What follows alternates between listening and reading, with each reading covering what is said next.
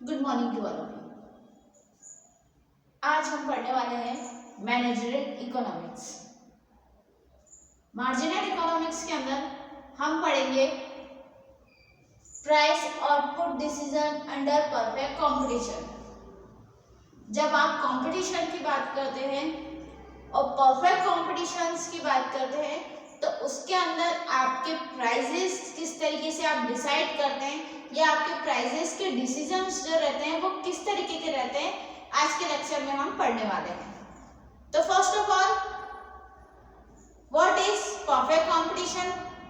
हमें सबसे पहले क्या जानना होगा कि एक परफेक्ट कंपटीशन ही होता क्या है, क्योंकि डिसीजंस तो हम कभी भी ले सकते हैं या किसी भी एस्पेक्ट से हम ले लेते हैं, बट उसके अंदर सबसे मोस्ट इम्पोर्टेंट पॉइंट जो आता है व्हाट इज परफेक्ट कंपटीशन। सबसे पहले तो हमें यही समझना होगा कि एक परफेक्ट कंपटीशन क्या होता है। तो देखा जाए तो व्हाट इज परफेक्ट कंपटीशन?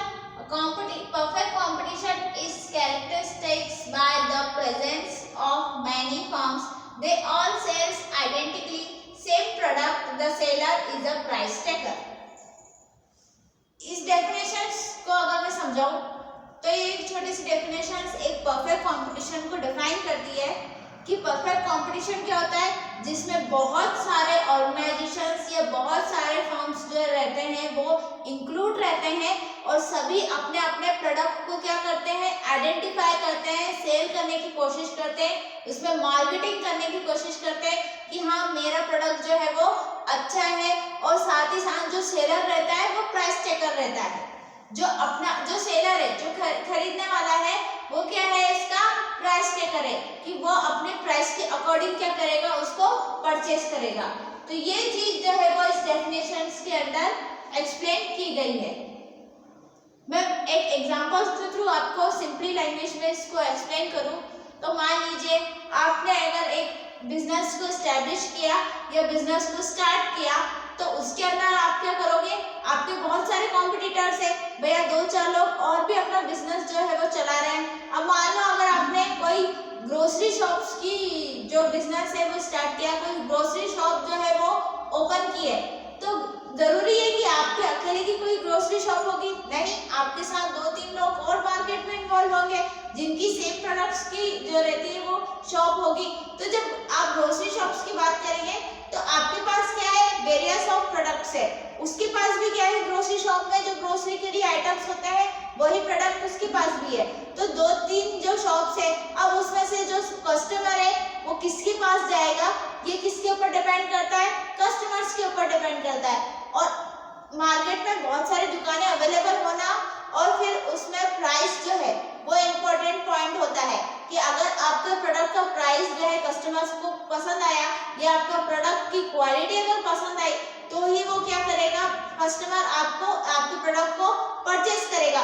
तो यही चीज जो है वो क्या कहलाती है, परफेक्ट कंपटीशन कहलाती है। जब आप एक परफेक्ट कंपटीशन की बात करते हैं तो उसके अंडर क्या आते हैं कि बहुत सारे बिजनेस इन्वॉल्व रहते हैं, सभी अपना अपना प्रोडक्ट जो है वो सेल करते हैं एंड देन आइडेंटिफाई करते हैं, मार्केटिंग करते हैं और बताते हैं कि हमारा प्रोडक्ट जो है वो दूसरे प्रोडक्ट से या दूसरे के प्रोडक्ट से किस तरीके से अलग है, बेस्ट क्वालिटी का है, और फिर उसको किस तरीके से कस्टमर जो है वो परचेज करता है। तो इसी कंपटीशन को आप क्या कहते हो, परफेक्ट कंपटीशन कहते हो, या जिसको हिंदी में परिपूर्ण प्रतियोगिता आप बोली जाती है, जो पूरी तरीके से क्या की गई है, परिपूर्ण, मतलब पूरी तरीके से परफेक्ट जो है वो की गई है, तो उसे आप क्या बोलते हो, परफेक्ट कंपटीशन बोलते हो।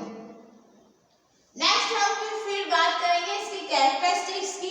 अब जब परफेक्ट कंपटीशन होता है तो उसकी बहुत सारी कैरेक्टरिस्टिक्स, उसकी बहुत सारी विशेषताएं या नेसेसरी कंडीशंस होती है जिसके थ्रू क्या किया जाता है, परफेक्ट कंपटीशन किया जाता है।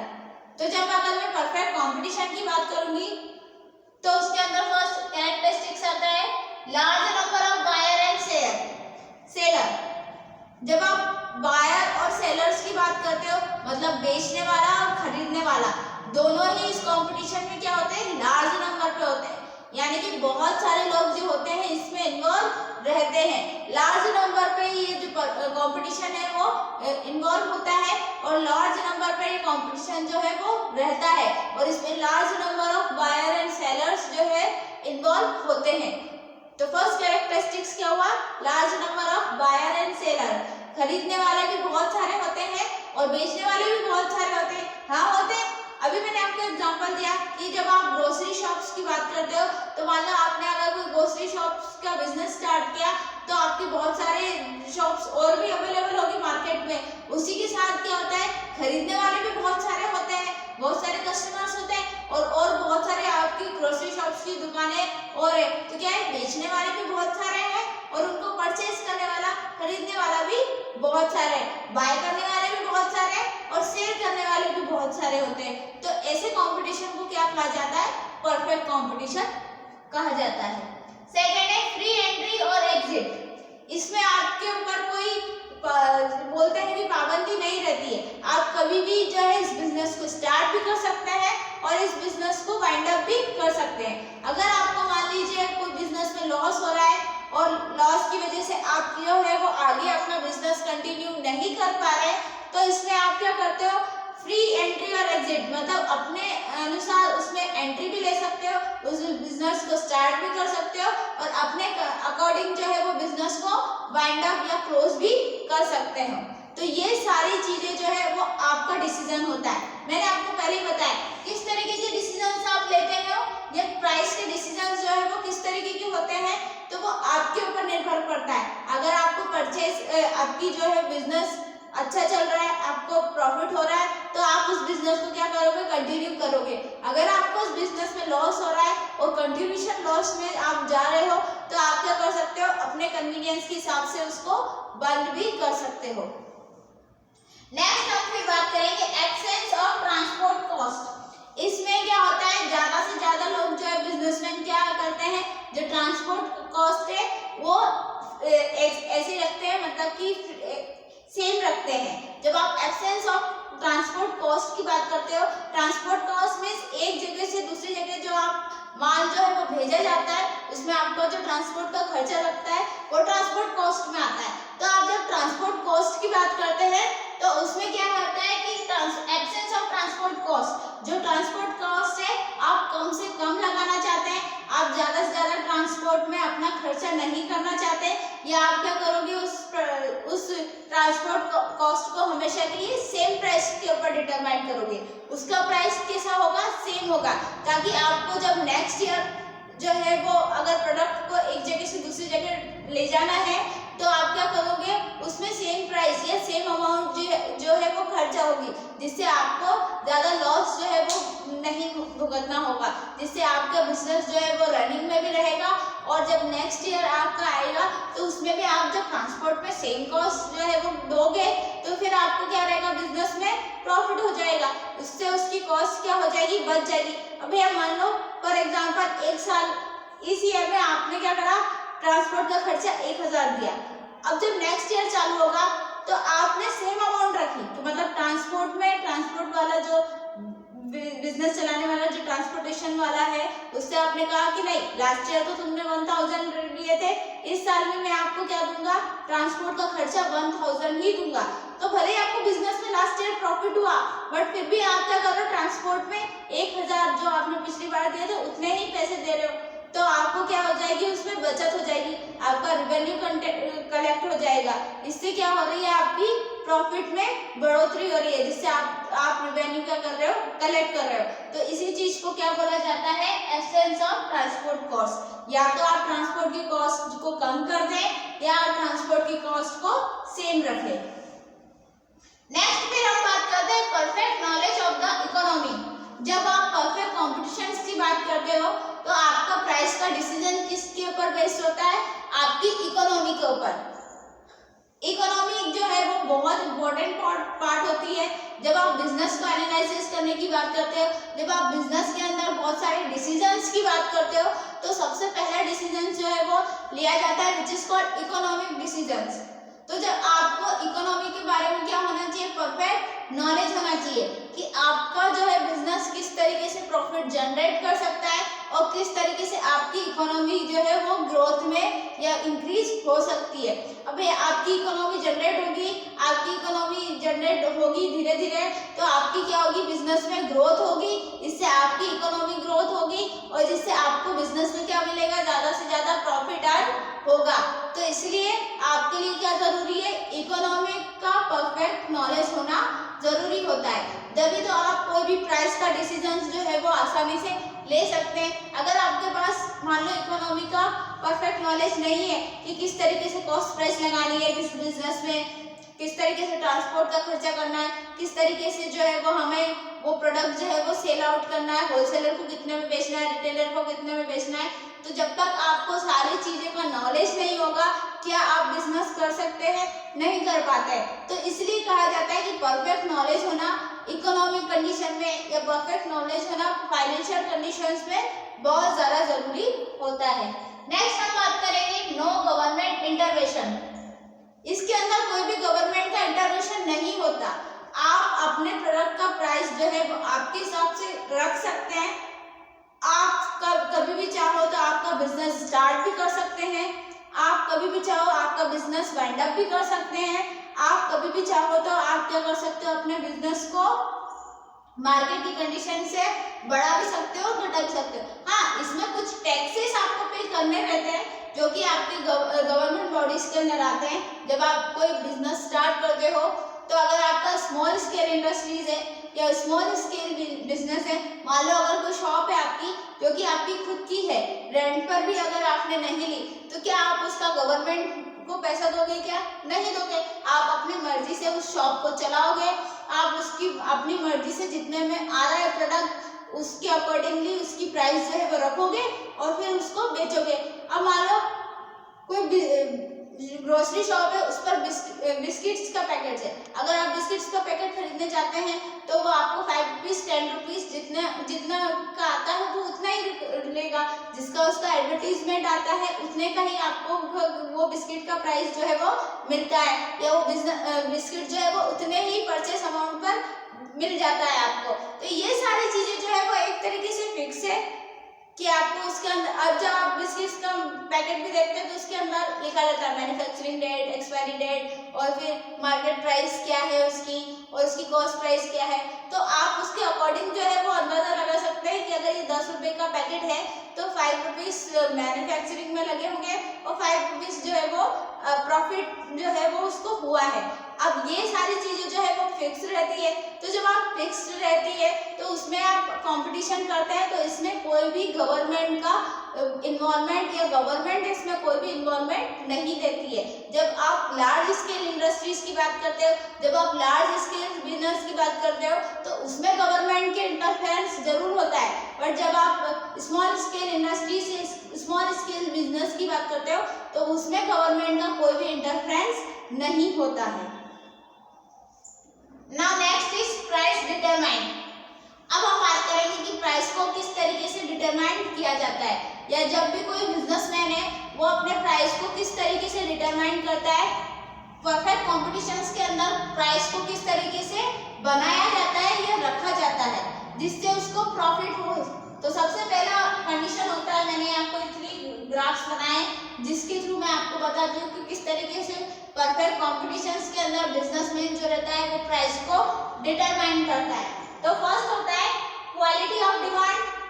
जब क्वालिटी डिमांड किसकी हो, क्वालिटी की हो, तो क्वालिटी की डिमांड जो है वो किस तरीके से प्राइस बनाती है, जो आपका प्रोडक्ट जो प्राइस है वो इस तरीके से रहती है, जो ये प्रोडक्ट है वो इस तरीके से रहता है, उसमें डिमांड क्या हो रही है, फ्लक्चुएट हो रही है, नीचे से ऊपर की ओर जा रही है।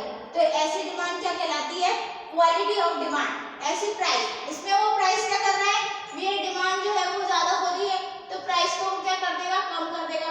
ये देखो प्राइस जो है वो कम हो रही है, डिमांड ज्यादा हो रही है तो प्राइस क्या हो रही है, कम हो रही है। मैंने आपको पहले बताया था ना लॉ का डिमांड, लॉ ऑफ डिमांड हमने पढ़ा था।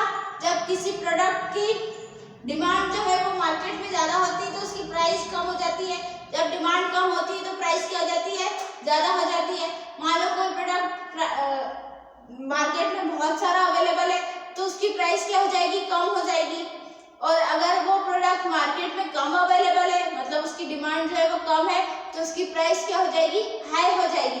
तो ये भी क्या है, एक तरीके का प्राइस में डिसीजन एनालाइज करना या प्राइस को डिटरमाइन करना क्या होता है आपका क्वालिटी ऑफ डिमांड, कि डिमांड की क्वालिटी कैसी है उस पर बेस करता है। जब आप प्राइस को डिटरमाइन करते हो या प्राइस को बोलते हैं डिसाइड करते हो, तो उसको किस बेसिस पर करते हो, क्वालिटी ऑफ डिमांड पे किस तरीके से बेसिस करते हो। अगर आपकी डिमांड कम है तो आप क्या करोगे, प्राइस को बढ़ा दोगे। नेक्स्ट फिर हम बात करेंगे क्वांटिटी ऑफ डिमांड। क्वांटिटी के अकॉर्डिंग, क्वांटिटी क्या होती है, उसकी क्वांटिटी कि वो कितना मार्केट में अवेलेबल है, तो कितना है मार्केट में अवेलेबल, उसके अगर उसकी बात की जाए तो उसके हिसाब से हमारी प्राइस क्या हो जाएगी, बढ़ जाएगी। ये प्राइस बढ़ रही है, ये प्राइस यहाँ से यहाँ। जब आप क्वांटिटी की बात करोगे कि भैया मार्केट में क्वांटिटी कम है, तो फिर आपके प्राइस क्या हो जाएंगे, धीरे धीरे बढ़ जाएंगे। फिर नेक्स्ट हम बात करेंगे आउटपुट की। अब आउटपुट क्या, कि कितना मार्केट में अवेलेबल है, किस हिसाब से हम प्राइस रख सकते हैं और किस हिसाब से हम कम कर सकते हैं, ताकि हमारा जो है वो प्रोडक्ट ज़्यादा से ज़्यादा बिक जाए।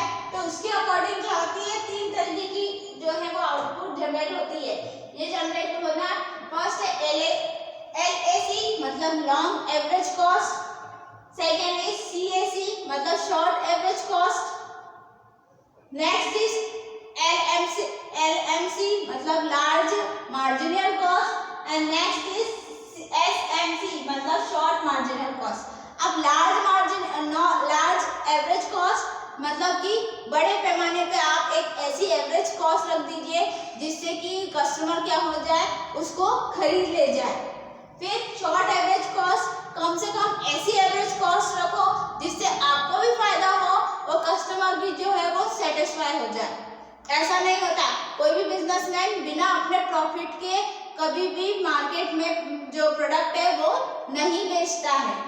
फिर नेक्स्ट हम बात करेंगे LMC मतलब कि लार्ज मार्जिनल कॉस्ट। जब आप मार्जिनल कॉस्ट की बात करते हो, तो मैंने आपको पिछली क्लास में ही बताया था, पिछली कुछ क्लास को जब हमने मार्जिनल कॉस्टिंग पढ़ी थी, तो मार्जिनल कॉस्ट क्या होती है, जब आप एक डिफाइन कर लेते हो कि इतना मेरी कॉस्ट प्राइस होगी, बट उससे 1 यूनिट जब बढ़ जाती है तो उसे आप क्या कहते हो, मार्जिनल कॉस्ट। तो जब आपकी लार्ज मार्जिनल कॉस्ट है, मतलब आपकी मार्जिनल कॉस्ट क्या है, ज़्यादा से ज़्यादा लगी हुई है, तो उसमें आप किस तरीके से अपने प्रोडक्ट को बेच सकते हो या उसमें आप किस तरीके से प्राइस रख सकते हो, ये भी किस पर डिपेंड करता है, आप पर डिपेंड करता है। And then last is short marginal cost. जब आपकी मार्जिनल कॉस्ट सिर्फ 1 यूनिट या 2 यूनिट ही बढ़ी है, तो फिर उस हिसाब से आप आपके प्रोडक्ट की सेलिंग प्राइस जो है वो किस तरीके से डिटरमाइन करते हो, ये भी आउटपुट पर ही क्या होता है, निर्भर रहता है कि आपका प्रोडक्ट का आउटपुट कितना जनरेट हुआ। आउटपुट मतलब जो बाहर हमारे यहाँ से प्रोडक्ट जा चुका है, तो कितना प्रोडक्ट आपने मार्केट में भेजा है, उसके अकॉर्डिंग फिर क्या करना, प्राइस डिटरमाइन करना। मान लो आपने जो है वो 100 बॉक्सेस बनाए थे किसी प्रोडक्ट के, अब उसमें से 5 बॉक्सेस जो है वो डिस्ट्रॉय हो गए, ट्रांसपोर्ट में डिस्ट्रॉय हो गए, तो टोटल कितने पहुंचे हैं मार्केट में आउटपुट 95। अब वो जो डिस्ट्रॉय हो गए उसको आप काउंट नहीं करोगे। हाँ, अगर आपका इनपुट में आप चाहो तो उसको काउंट कर सकते हो।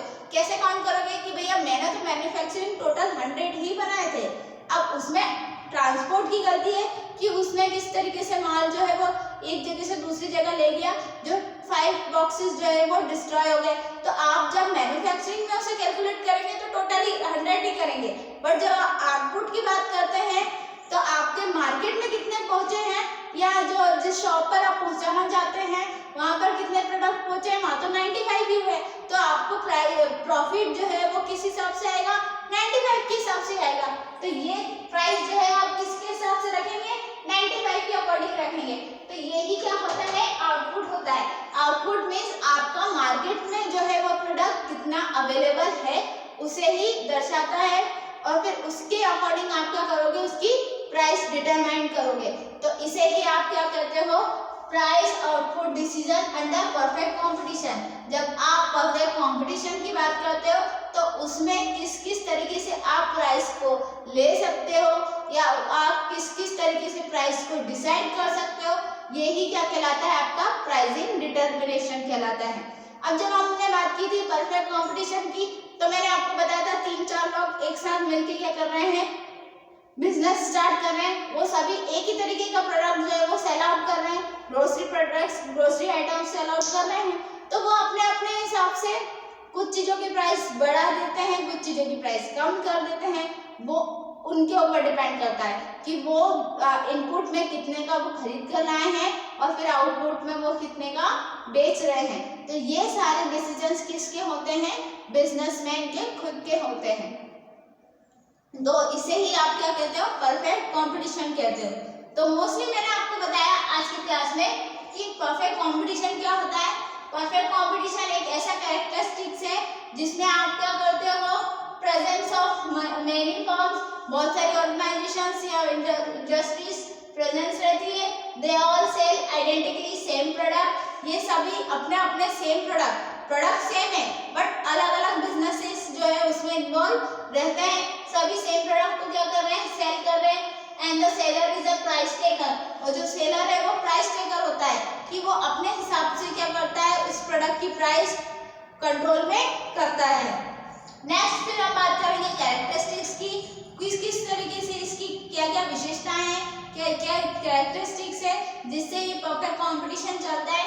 तो फर्स्ट है large number of buyer and seller, मतलब आप जब बिजनेस की बात करते हो तो उसमें क्या होता है, large number of buyer and seller, खरीदने वाले भी बहुत सारे और बेचने वाले भी बहुत सारे। नेक्स्ट फिर हमने बात करी थी फ्री एंट्री और एग्जिट, इसमें बिजनेसमैन अपने हिसाब से बिजनेस स्टार्ट भी करता है और अपने हिसाब से अगर उसे लॉस होगा तो वाइंड अप भी कर देगा। नेक्स्ट फिर हमने बात करी थी एब्सेंस ऑफ ट्रांसपोर्ट कॉस्ट, या तो वो ट्रांसपोर्ट कॉस्ट की जो कॉस्ट है ट्रांसपोर्ट की वो हमेशा सेम रखेगा या फिर उसको क्या करेगा, कम करने की कोशिश करेगा जिससे उसके क्या हो सके, ट्रांसपोर्ट के खर्चे बच जाए। Perfect knowledge of the economy, जब आप किसी बिजनेस को स्टार्टअप कर रहे हैं या स्टार्ट कर रहे हैं तो इकोनॉमी की परफेक्ट नॉलेज होना बहुत जरूरी होता है।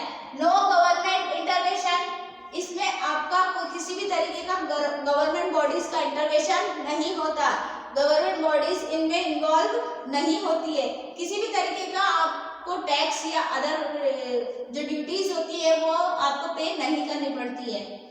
फिर नेक्स्ट हमने बात करी थी प्राइस डिटरमाइन, मतलब प्राइस को किस तरीके से डिटरमाइन करते हैं। मैंने आपको 3 बार बताए थे, एक क्वालिटी ऑफ द डिमांड की क्वालिटी के अकॉर्डिंग हम डिटरमाइन करते हैं प्राइस को, क्वांटिटी ऑफ डिमांड, क्वांटिटी के अकॉर्डिंग प्राइस को डिटरमाइन किया जाता है। And then is output of demand, जब आउटपुट हमसे कितना जनरेट हुआ है, हमारा आउटपुट मार्केट में कितना पहुंचा है, ये भी क्या डिटरमाइन करता है, ये भी इम्पोर्टेंट पॉइंट है जो कि परफेक्ट कंपटीशन में प्राइस को डिटरमाइन करने में हेल्प करता है। तो ये थे सारे price determine under perfect competition, कि जब आप परफेक्ट कंपटीशन की बात करते हो तो उसमें किस किस एस्पेक्ट्स के हिसाब से आप प्राइस को डिटरमाइन करते हैं। नेक्स्ट लेक्चर में हम पढ़ेंगे इसके आगे के इम्परफेक्ट कॉम्पिटिशन्स के बारे में या उसके आगे के कुछ टॉपिक्स के बारे में। तो तब तक के लिए thank you so much and please watch the video and share the link. Thank you.